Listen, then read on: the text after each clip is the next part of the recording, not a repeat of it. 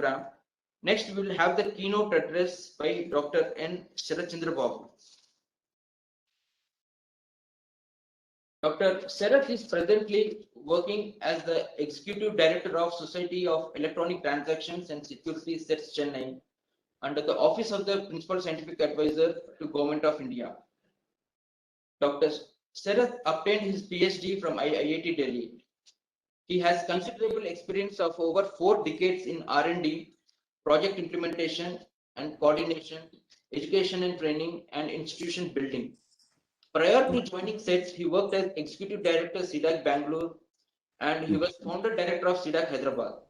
He worked at Department of Electronics, presently MIT, at various levels. He contributed to first digital exchange while working at Indian Telephone Industries, Bangalore.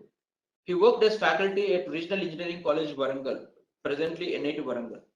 He is responsible for new R&D initiatives in the areas of e-learning, cybersecurity, ubiquitous computing, IoT for smart cities, system software in National Supercomputing Mission, and played a key role in microprocessor application engineering program under UNDP. At SETS, he is leading the cybersecurity teams working in hardware security, cryptography, and network security.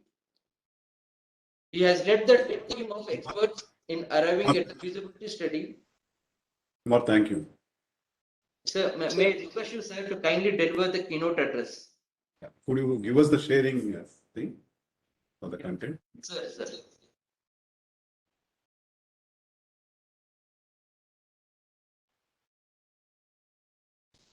Just take a minute before we start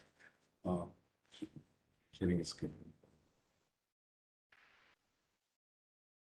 Good morning. Before my presentation gets shared, I would like to place on record my thanks to CDAC Hyderabad for continuing the journey of LLTech India, conducting every 4 years a national conference.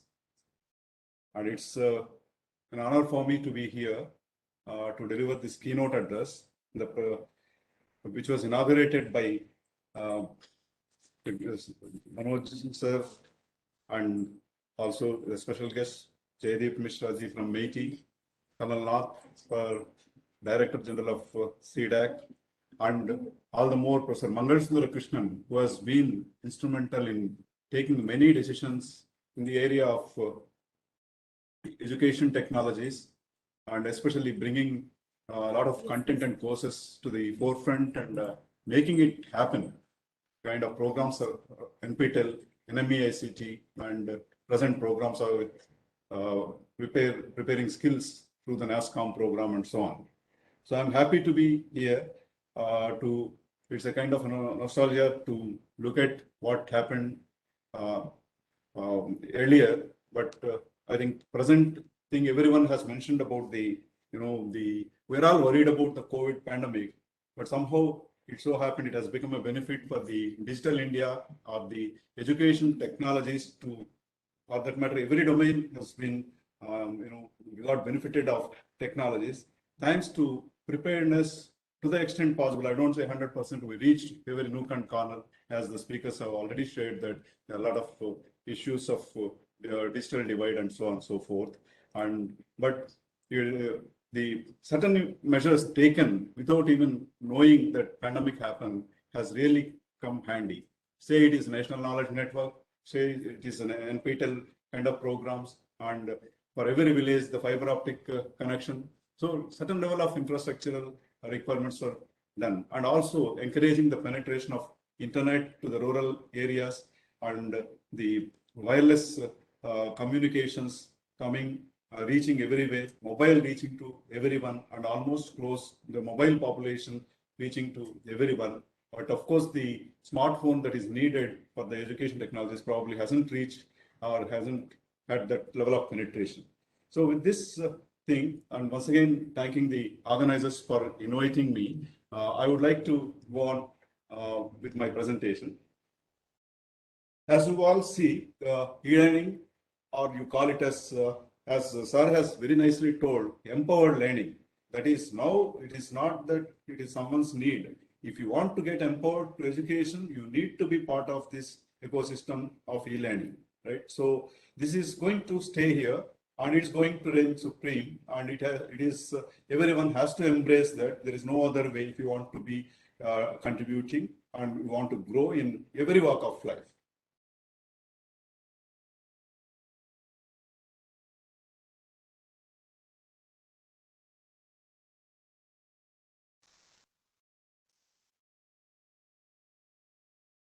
Yeah. So this is exactly what we have been talking about. So I don't need to emphasize, but only thing is we need a kind of an environment which would have accessibility. We talked about the differently able children who has accessibility requirements, and we need to address whatever e-learning solutions that we do.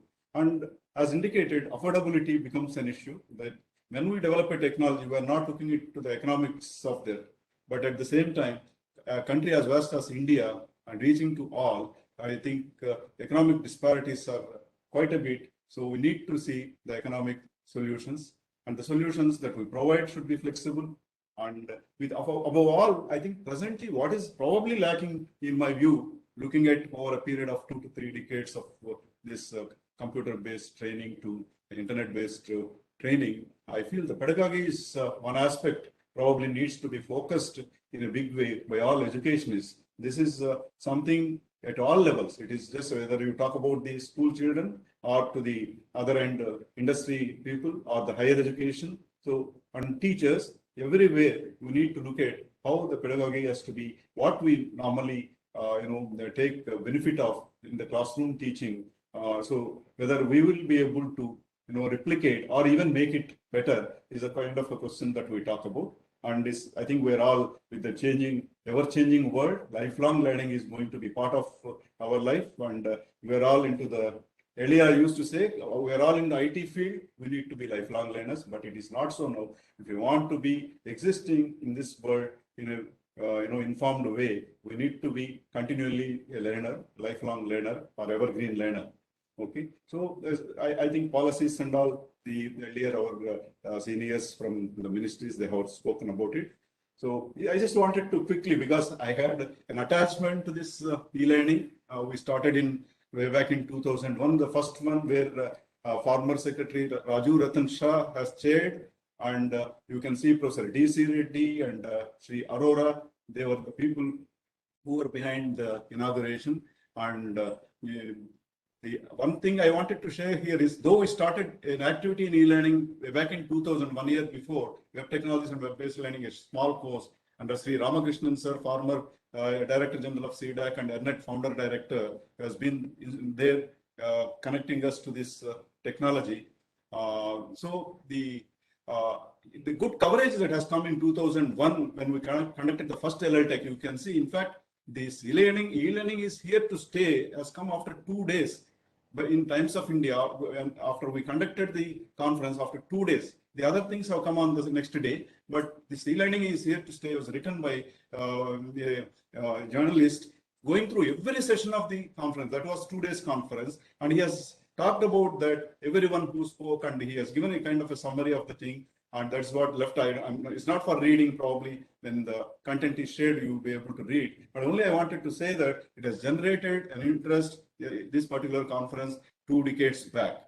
And the journey continues. CDAC, with its limited capabilities of spreading and reaching the masses, it continued to do the LLTech program over the years, including an Asian seminar in the video we have seen. I just wanted to show that the centralized this thing moving.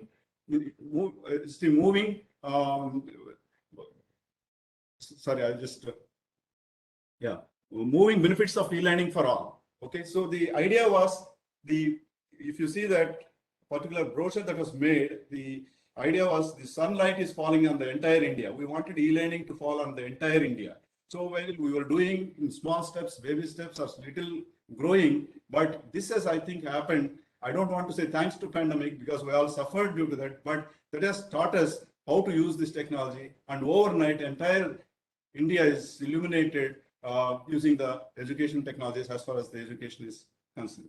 Okay, it is true for the health, and it's true for transportation, it's true for everything.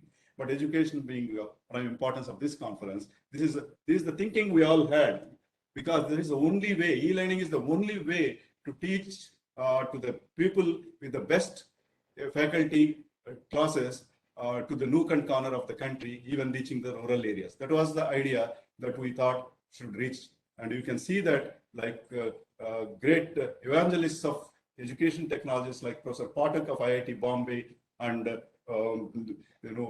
number of dignitaries have joined us many times, and it is a kind of journey that's going on. But today I want to say that we don't need to really push to e-learning as to use. It is already in place, including the convent school student to the university professor to industry, all sections. Industry skills, I think they are not going to think of any other thing. They may not be even thinking about a kind of organizing a classroom teaching for their upgrading the skills. They would automatically, it's a norm. It has become a norm to use the technologies, right? So this is just to give you an importance and how we are moving ahead.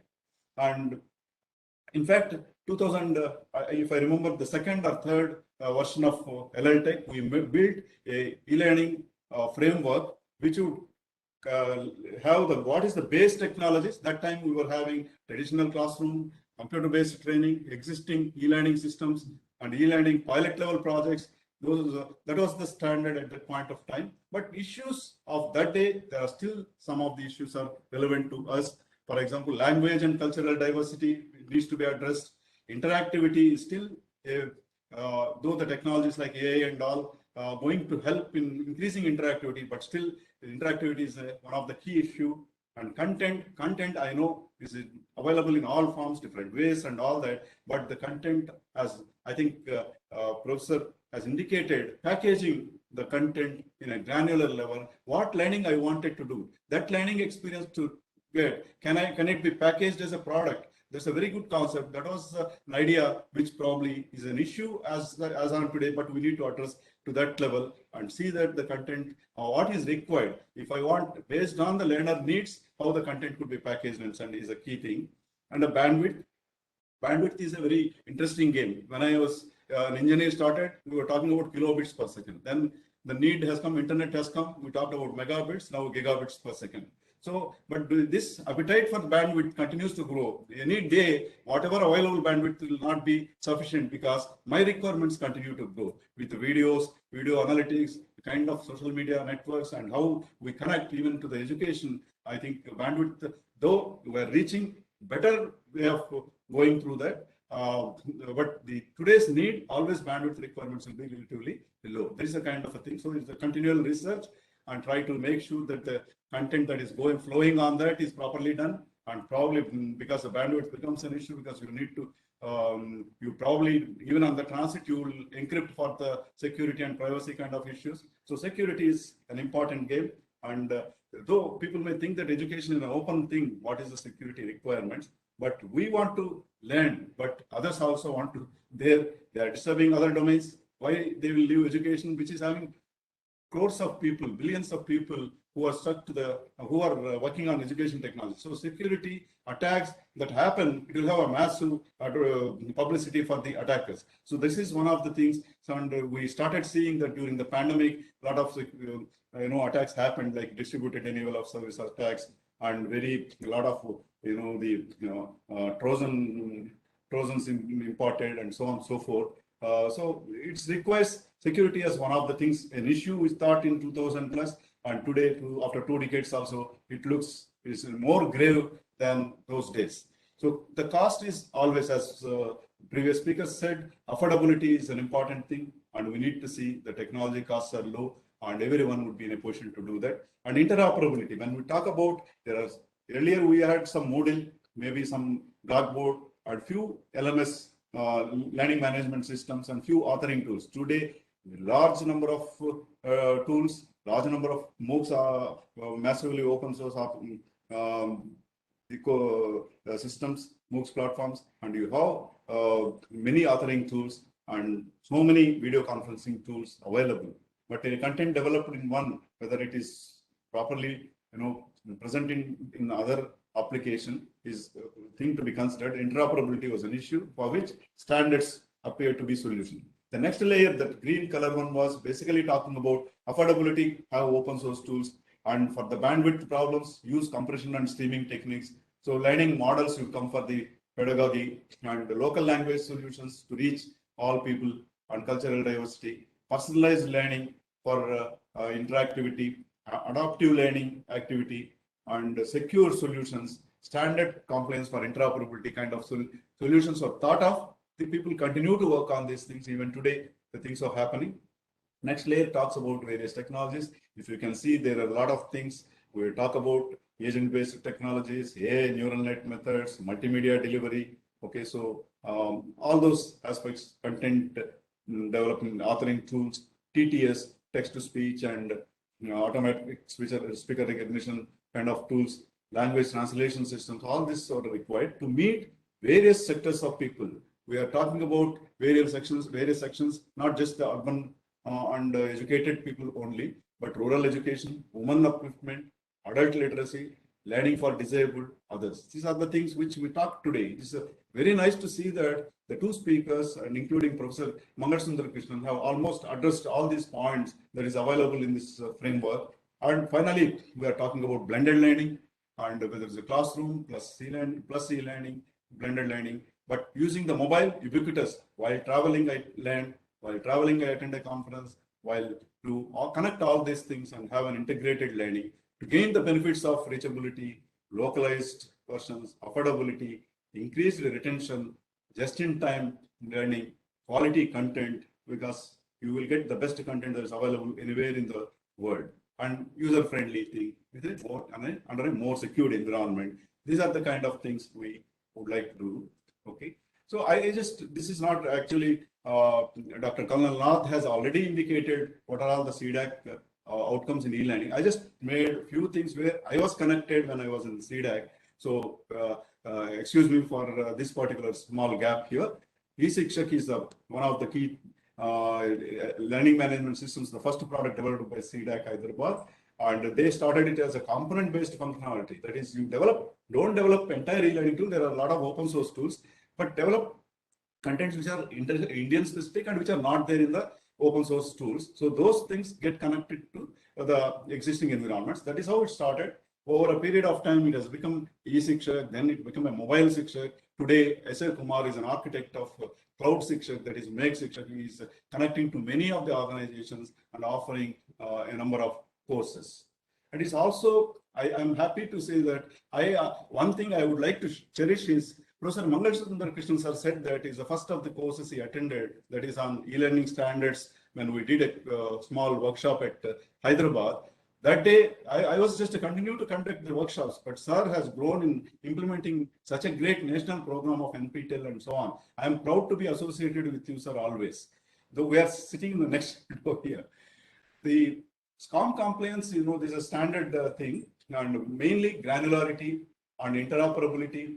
Then also the how do you actually, for different levels, how do you actually conduct training? That is, if you talk about a particular cyber security course, for example, it should meet the entry level, system administrator level, and a person who is working on R&D, or a person who wants to only learn of what is important for him as a user. So that kind of different levels of things can be done, and structuring the course content itself could be done using the standard like a SCORM, that is Shareable Content Object Reference Model compliant. CDAC Hyderabad was the first to develop those days a content for the cyber security course, and it was implemented on eShikshak. Today also the course is available, authored by a famous academician come industrialist, late Professor KVKK Prasad of IIT Kanpur. So this is the kind of a thing, and we have some number of courses later on.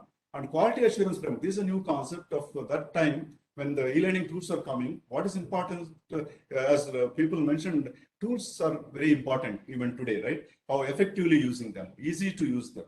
So there are a lot of things. And when I use a tool, it should not be very slow. It should performance analysis I should do. It should be accessible. It should take care of different requirements of various accessibility needs. Okay, learning difficulties to other end. So and also we need to look at the performance, that is the speed at which things would happen. When I give a command and by the time content delivered, if it takes a very long time, I lose interest. So all these things, how do you actually identify and come out with a figure of merit of mentioning that this is the way I measure a metric for the quality of an e-learning tool and also to the content. So, well, a quality assurance framework was developed by, if I remember, Mr. Nanduri Satyanarayan of CDAC Hyderabad, and there is an e-content related thing with the MHRD meeting. There is the kind of a need. I was just taking CDAC Hyderabad into the name because this is also need of today also. Quality assurance frameworks for e-learning and e-content for tools as well as content is a need of the hour. And even the Bureau of Indian Standards is closely working with various experts and looking at the possibility of arriving at their own standard or adapting to the ISO standards. So, and we also talked about special tools for special needs. I'm happy to see that there is a Saral Anukulne Adhyayan tool developed by CDAC Bangalore and Hyderabad for the mildly retarded and autism children, was deployed in very large number of schools, especially in the entire Northeast area, and it is having a lot of push by the ministries. And a small mobile app to meet minimal requirements is also made, as the name swell. So this is just to give you that accessibility is an important aspect of e-learning to meet other section of the people. In fact, technology, even before this pandemic, whether we look at the technology for the education for all or not, we felt that education to the specially needed children, differently able children would happen by having technology-based solutions. It's more effective. That's what some pilot studies were done. Thanks to Professor Sailaja Rao of National Center for the Special Education in Hyderabad. So she has been guiding the teams, and it has come to some shape of ESA. That's what I just wanted to emphasize, that such tools are very much needed and for very different requirements. And I remember CDAC Bombay has developed tools for the visually impaired, and it was also effectively used in many number of blind schools. So the technology, though it's a kind of an important thing, technology, how effectively we'll use, what for you use. Augmented reality, that is virtual reality tells totally virtual. In augmented reality, you will enhance the virtual solutions with some amount of reality. So this is where some solutions developed by CDAC, they developed AR board, where actually you can use remotely using augmented reality technologies. You can actually use the LCD pointer to draw the pictures. You can see a butterfly was drawn by an artist using just LCD pointer. Okay, so that technology they have developed as part of the AR board. And AR book is also developed by them. Incidentally, these technologies were transferred to the industry. And AR book is basically to open a book. For example, you talk about Charminar in a kind of in a social studies book, and you want to know more than what is available. When you use this, there will be a QR code attached to the particular diagram. Then when you see through the smartphone, you will be able to get the content downloaded from the cloud on what are the various details about the Charminar, and you can learn more. So there's a kind of a thing. AR book was developed, the concept, and that is that kind of technologies would be very useful now, because it's difficult for everyone to have the entire technology in the book form, and it's easy for us to download, and you can see animations, you can see simulations, you can see virtual labs through this kind of a thing. Okay, so and we can use actually augmented reality for special training, skills development. For example, you want to train the TV mechanics, so you use the AR as a technology, and when you go to the site, you can actually use this AR technology to show the board while he is repairing, and this will be seen by a kind of AI tool or something like that, AI solution, and it will actually guide the mechanic to proceed what are the next steps. So this kind of very innovative things can happen using the augmented reality kind of a technology. Gaming is one important thing in education, and we can use number of scenarios and make sure that students understand better, and we can be evaluated instantaneously and go into that. So these are, I think, we have been talking about, so I would like to skip, but the only thing I want to say, there are two issues: evaluation and experiments conduction is always a challenge. How do you evaluate the student? Whether you evaluate based on objective type questions, is there a way of conducting a subjective type of examination, or you have to, when you talk about e-learning or changing, whether you have to totally change the entire evaluation system itself. If I remember, MIT has gone into some of the things through assignments and open book examinations, and also they came with a concept of making the student to develop small videos on the concepts they learn and present it in 3-minute video or 5-minute video, which requires a lot of effort by the student. So that they feel is a one way of better way of evaluating. So with the technology introduction, whether the same way classroom and subjective evaluations, conducting quarterly, half-yearly, annual examinations, a better way, or there need a change has to be thought of by the educationists to look at and see how it is more effectively implemented using the technologies. And labs, we talked about virtual labs. There are virtual labs, real labs, virtual labs, and whether we need to we are happy with the virtual labs because there's actually not real data is happening. So whether I get to the feel of that physically what I do. So is there a way of doing that? Can I use a other concept called a remote lab? Is something I'll just give you in another slide what are the differences between virtual lab and these remote labs. So we need to look at this kind of things, and how do we finally everyone talks about personalized learning experience when you use the technology. So these are some of the aspects we need to look at. And I think I don't need to tell about blended learning. We talked about classroom plus the e-learning, blended learning. It will allow you to be more interactive and engaging. Probably certain things which you cannot show easily in the classroom. Let us say you wanted to see an anatomy of the body. It is easy for you to have a simulated thing showing as a video in the classroom. So that kind of many examples can be there. A lot of experiments you can show where the student can actually see how it happens, right? So these aspects would be to improve the quality of understanding, and it will be enhancing the skills of the students. And there is another new thing, immersive learning, where it is a contextual based learning, and we have it is more towards diagnostic tests and assessments, outcome based learning. So this is also allows some kind of a social interactions, mirrors real life scenarios. And here probably a technology like digital twins would help a lot. We know that digital twins are used for many of the training requirements in very sophisticated equipment. So you want to have an immersive learning, probably we can look at a possibility of, right now I think I find a lot of papers on how to use digital twins for the education technologies, and especially for training requirements where there is a complicated physical process of a real object, but do it on the virtual object, providing all the data that you are providing to the real object in the virtual object and so on. So the experiential learning is another new area where you talk about how your 4-step methodology is a standard in all learning mechanisms. You want to be more effective. You need to have an experience and reflect over that and think about it and act, right? There are intermediate levels like imagining, reflecting, analyzing, thinking, deciding, acting, initiating, balancing, and so on. There is a small video link. I don't want to play now, but if you are interested to learn effective way of this one, you can always, the content will be shared to you by the organizers. You can see this video.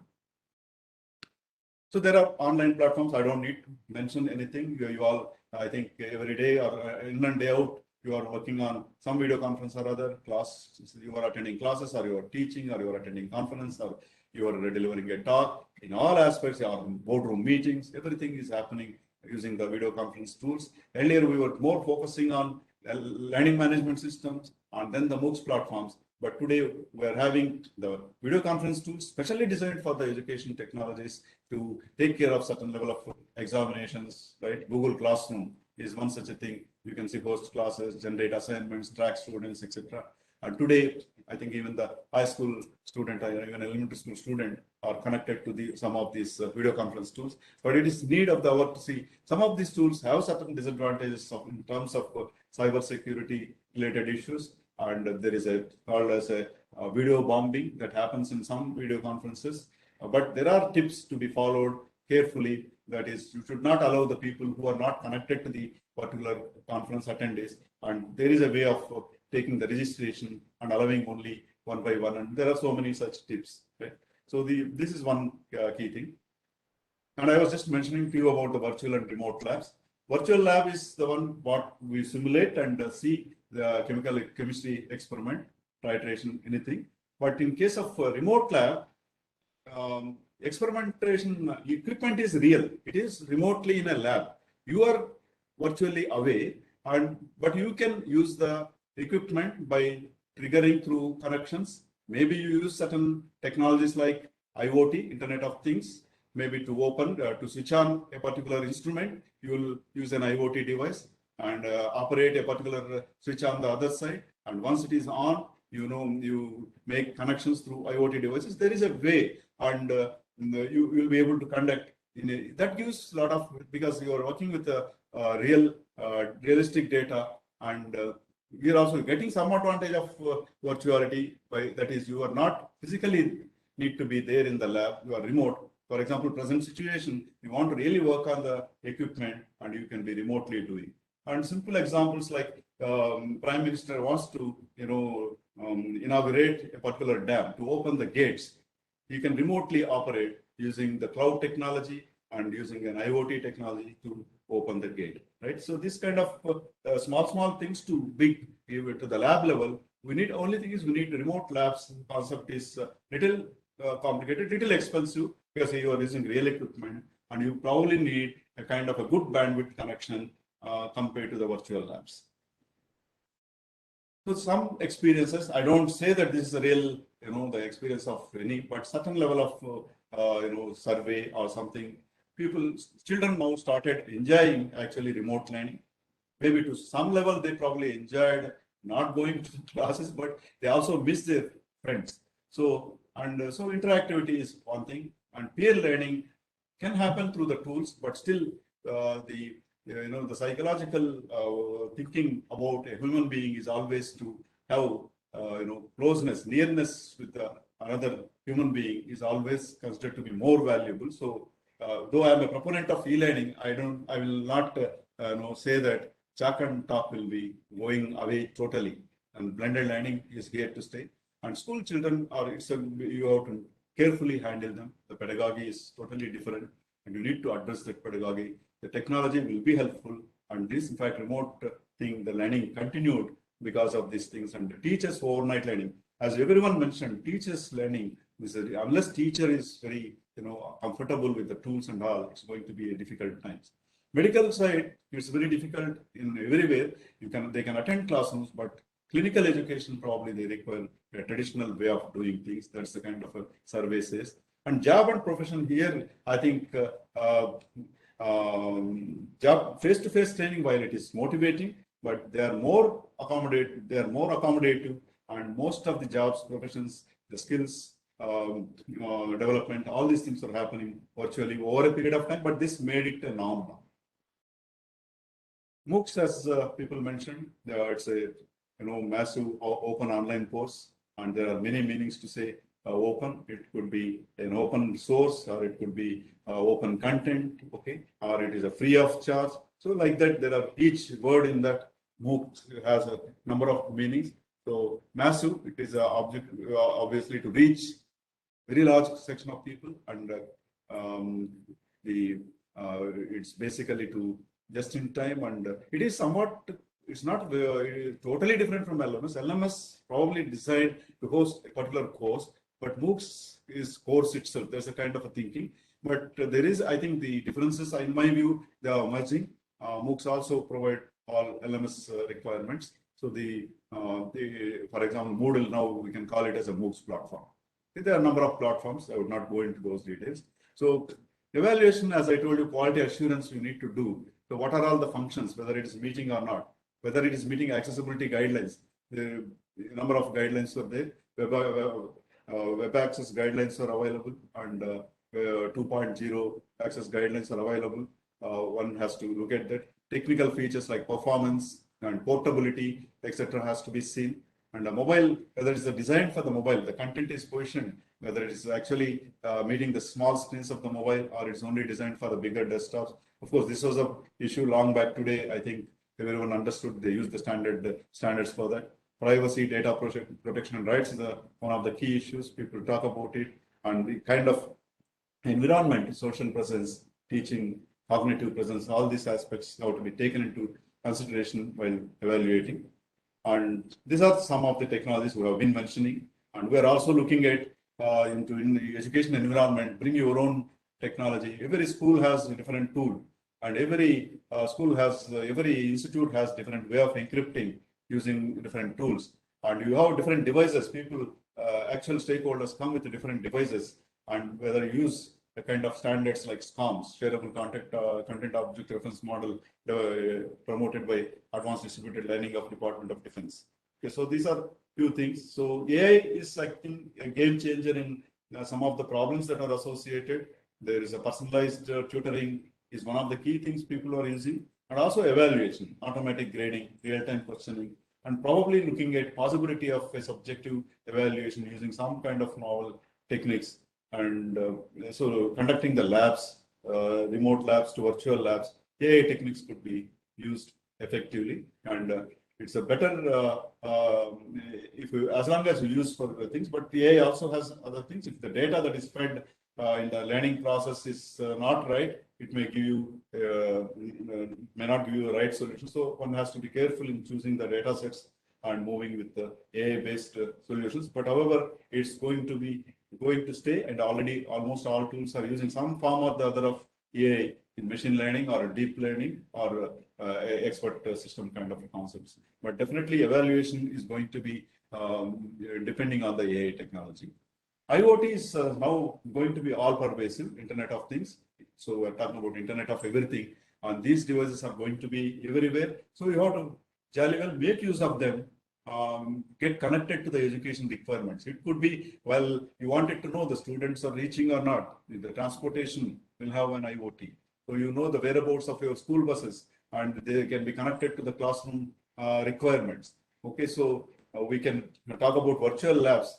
One example, my friend who is going to talk sometime today, he will probably tell, I'm not sure, but using an IoT with water, chemistry lab experiments can be done. This is what he said. Instead of using expensive chemicals, can we use some LEDs of different colors, see that a particular volume is reached, measure the weight of water in a beaker, and then see that add some hydrochloric acid or something like that. Then what has to happen? What color it has to happen? Once it is added, switch on certain LEDs such a way that the glow is into pink color or a red color or orange color, depending on the chemistry experiment. So this is something, a novel idea, and this is something where IoT could be used in education technologies, and a lot of test beds could be created for different things, because the IoT can be connected. You wanted to see the greenery of a forest, thick forest, you can't reach there, but see that IoT devices are sprayed in an unreachable area through a helicopter, but keep conducting the research on the greenery that is happening in the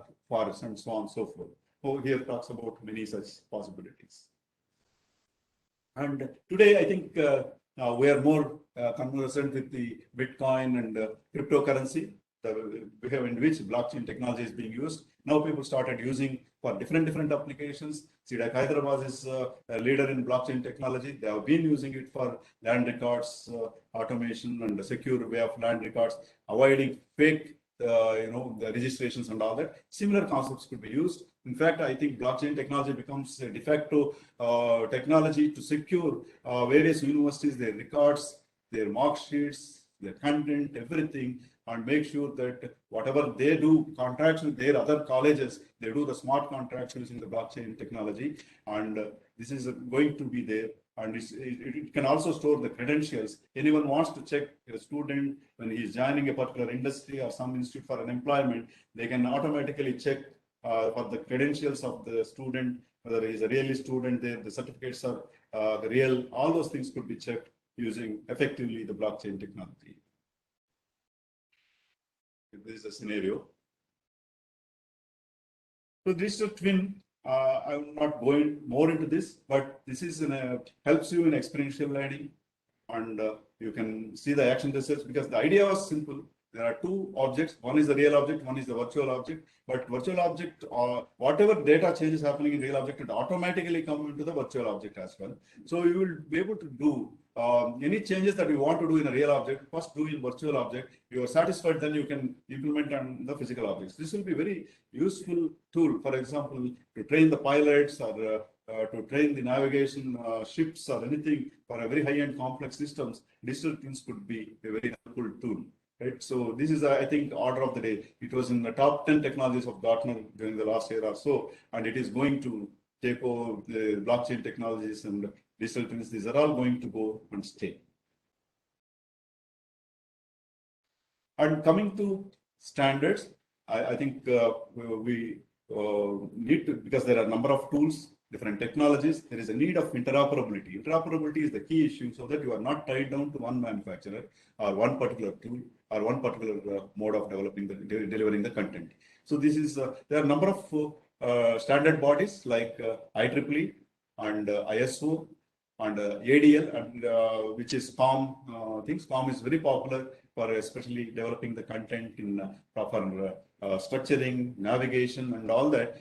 IEEE's LTSA, Language Technology Systems Architecture, also talks about it. They have in fact given a nice architecture how a particular e-learning environment has to be done.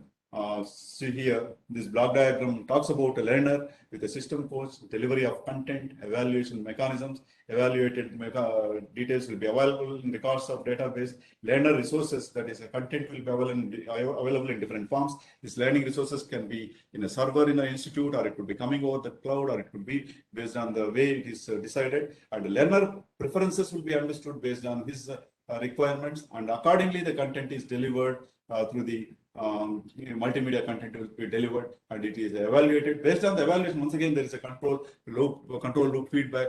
Based on the performance of his thing for the thing, the content could be reconfigured. If he is not doing well, give a better content. And if he's doing well, go for the next level. So these kind of things can happen automatically here.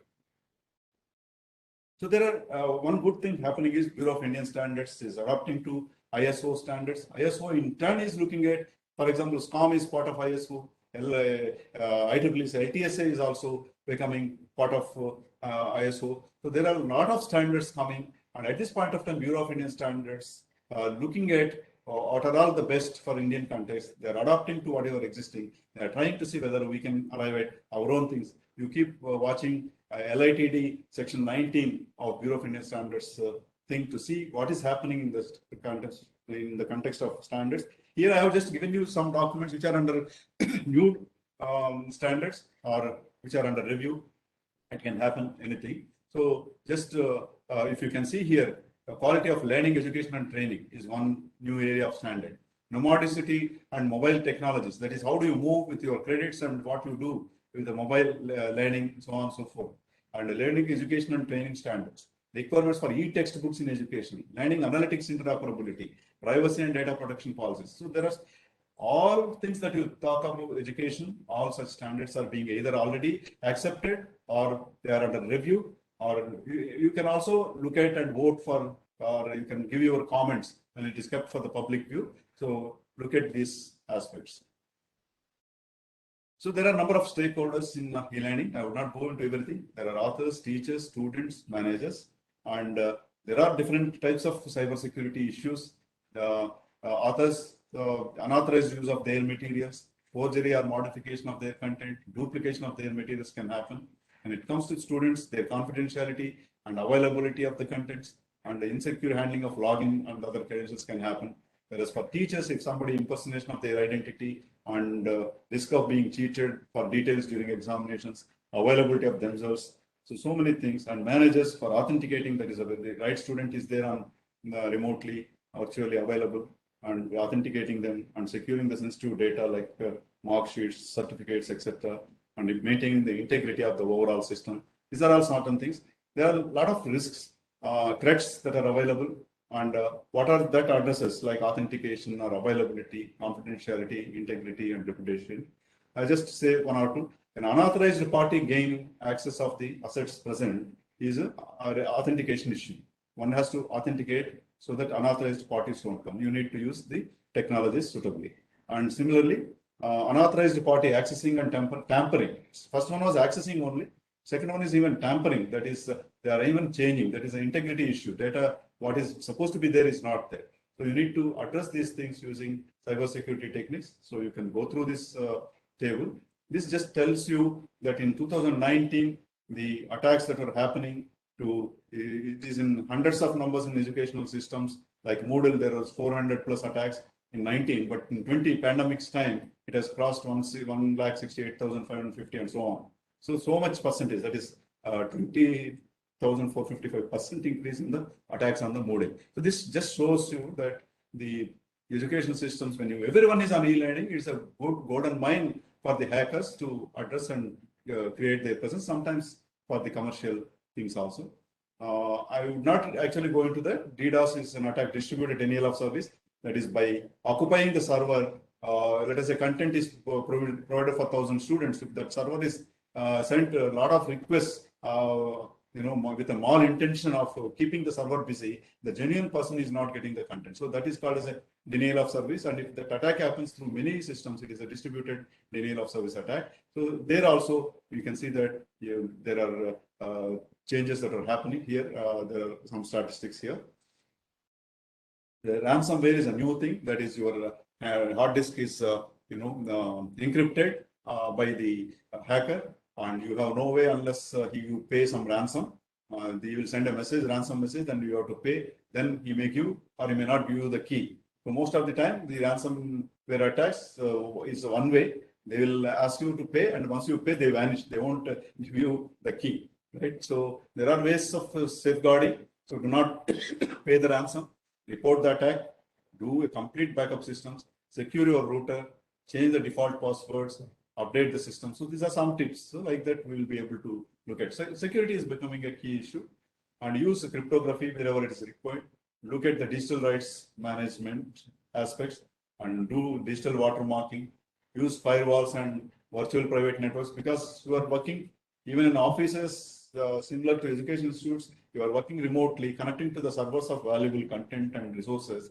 So it is important to use virtual private networks with proper encryption and authentication mechanisms. So use always a two-factor authentication wherever it is resource is of valuable, and also so privacy becomes an important thing. Learner rights. Okay, you wherever possible give lesser data. If it is not required, don't give the data. Otherwise, there is a possibility of losing the data parsimony. Store as little personal data as possible.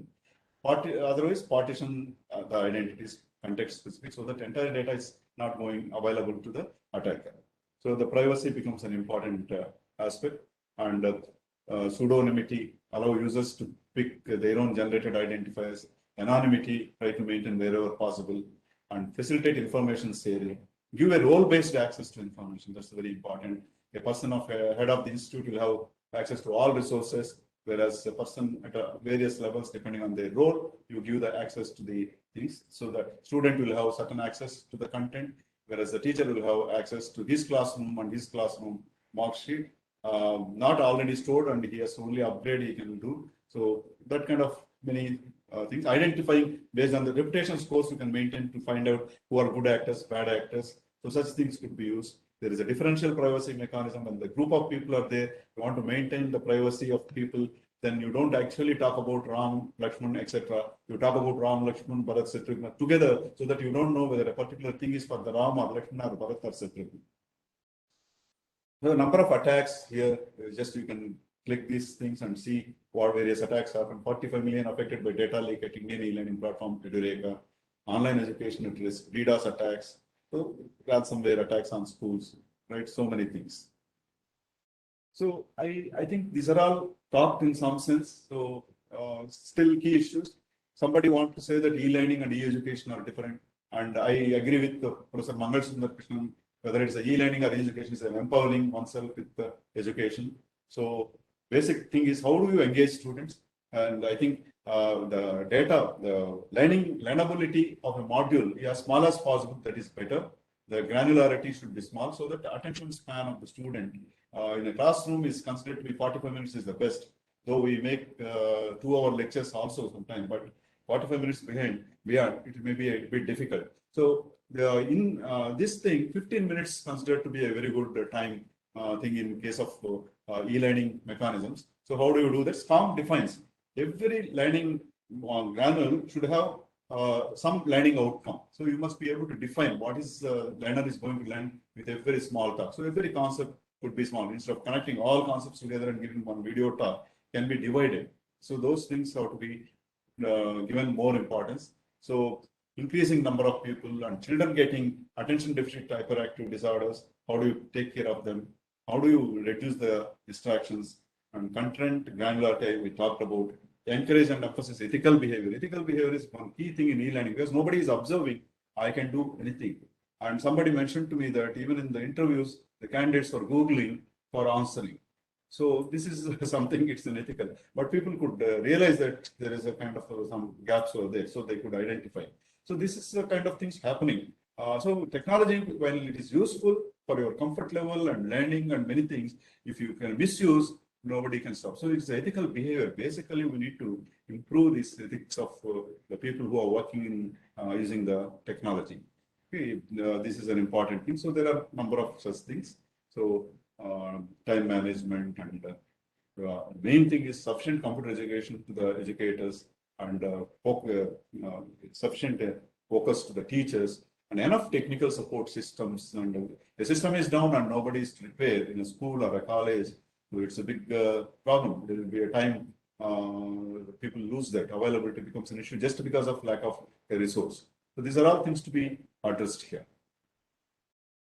So I don't want to get into this because I think the renowned UGC chairman and MeitY Joint Secretary and Professor Mangal Sundarkrishnan talked about importance of SWAYAM, which is a MOOCs platform. I can see very effectively Government of India through MHRD and various other ministries has effectively given a lot of solutions time to time. It is not due to pandemic. It is well before pandemic. Not even thinking about pandemic. There's a very good thinking, and that has helped us during the pandemic times to look into this. And e-education, NEP is going to be education technology-oriented thing, where it is focusing on primary education, higher education, administration of education. They are also focusing on adapting to artificial intelligence and see how it fits into digital India and how to. We need to address when we are looking at NEP 2020. How do you make affordable computing devices, digital hardware, basic infrastructure, awareness and importance of usage of technology? Okay, so towards attaining this, we have digital infrastructure. Sir has mentioned National Educational Technology Forum. Virtual labs are being developed, virtual classrooms and e-content, digital literacy, edutechs are at a spot, right? So the new education policy boosts India's mission towards creating an online pedagogy. That's an important key thing. The bottom line is e-learning offers a flexible learning experience that's easily accessible for students, faculty, and employees all over the world. Moving from static digital learning materials to personalized, interactive educational experiences, e-learning is transforming with time. Once again, I will repeat my title of the talk, e-learning is here to stay, which was told by my journalist in 2001 after attending our LL Tech. I'm really so much pleasantly surprised to see that article on that day. Today, I feel he thought about it in 20 years back after attending our conference. And while we didn't believe that time that e-learning will take over, but today, once again, the pandemic forced every one of us to make it to stay and reign.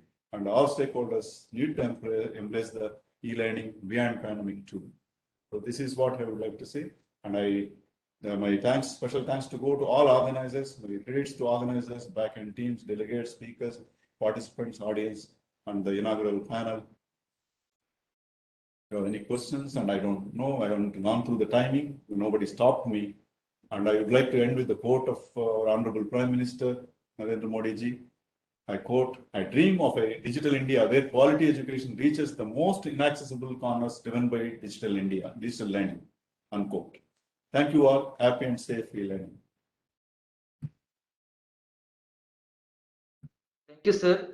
Thank you very much for sharing your experiences in e-learning and also emphasizing the role of emerging technologies, namely IoT, blockchain, cybersecurity, AR, VR, for solving the challenges in e-learning and developing the solutions to the end users. Thank you very much, sir. Thank you, Kumar, for giving this opportunity. I would like to thank you, Mrs. Lakshmi Suri, CDAC, Colonel Nath, Director General, for allowing this LITech conference to go on. Thank you for this. Keep it up. Thank you very much, sir.